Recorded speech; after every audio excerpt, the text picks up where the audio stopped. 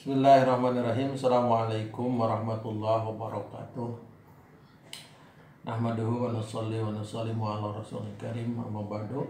Alhamdulillah, Yayasan Amanah Ummah Islamiyah ini adalah sebuah yayasan sosial yang memang diawali juga dengan kegiatan sosial. Jadi sebenarnya cikal bakal yayasan ini adalah awalnya kepedulian pada anak-anak yatim di daerah Bandung sebelah utara, yang ketika itu di daerah Cimenyan terjadinya upaya kristenisasi. Tatkala itu masih ada SPP di sekolah, kan? Masih bayaran, kita mencoba membantulah SPP bayaran anak-anak yatim yang ada di beberapa SD di Kecamatan Cimenyan. Kemudian lama-lama kepedulian ini alhamdulillah menjadi meningkat karena banyaknya partisipasi kawan-kawan yang memang peduli.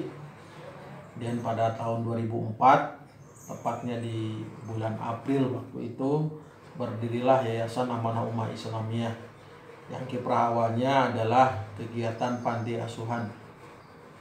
Kita mengawali panti ini dengan 6 orang anak yang memang anak itu kita bawa semuanya dari daerah kristenisasi dari Cimenyan. Anak-anak SD semua, bahkan diantaranya juga ada yang belum sekolah.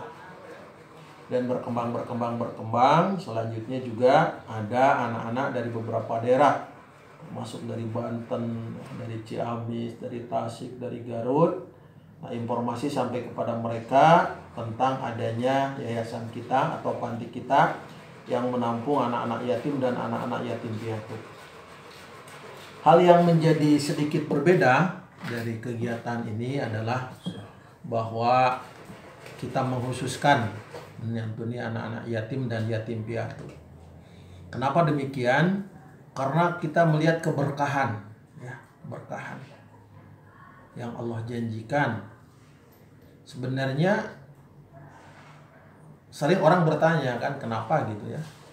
Di dalam mustahik zakat itu tidak ada anak yatim. Anak-anak yatim itu tidak dimasukkan dalam mustahik zakat. Di sini tidak tertulis ini bagiannya anak yatim. Memang karena sebenarnya yatim itu tidak harus mengandalkan dana zakat gitu. Kalau diandalkan hanya kepada dana zakat, maka kan zakat itu ada nisabnya atau ada takarannya, ada waktunya kan gitu. Kalau ini enggak. Nah, maka kita melihat bahwa yatim ini sampai ada surat Al-Maun di dalam Al-Qur'an.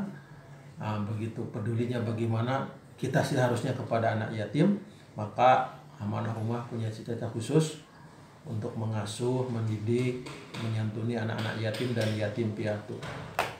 Dan itu diawali tahun 2004. Kita masih ngontrak satu gedung, atau bukan satu gedung ya, satu rumah lah gitu. Di dalam gang yang alhamdulillah kemudian berkembang sampai Amanah Ummah seperti sekarang ini.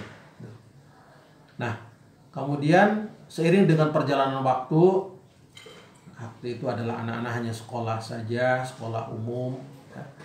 Anak-anak hanya ada kumpul di panti ngaji, ngaji sebagaimana biasa lah, pada maghrib, pada subuh, pada asar. Nah, kita melihat bahwa menginginkan bahwa anak-anak ini menjadi anak-anak yang lebih soleh lagi. Maka ada usulan dari beberapa kawan bagaimana kalau ditingkatkan tidak hanya ngaji biasa tapi dilatih supaya menjadi hafid Quran, jadi hafidah. Maka waktu itu kurang lebih pada tahun 2011-an kita awali dengan program pondok pesantren Tahfidzul Quran Amanah Ummah, yang mana mencetak hafidah, alim-alim, dai-daiyah.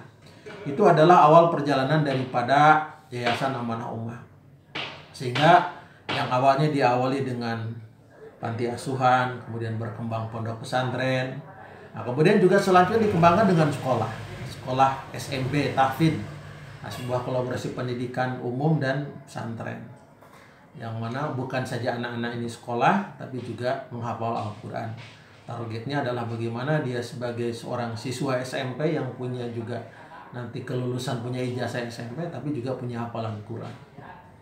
Kemudian juga berkembang juga bukan hanya di bidang pendidikan, kita juga ada unit usaha akikah kurban, yang ini juga menjadi penyokong daripada kegiatan daripada yayasan. Sehingga hasil daripada unit usaha ini sebagian besarnya dialokasikan untuk membantu menyelenggarakan pendidikan pesantren, membantu daripada kegiatan panti asuhan. Hal lain juga yang kita kembangkan adalah di bidang sosial, yang mana kita juga mendirikan paguyuban atau layanan kematian, layanan jenazah.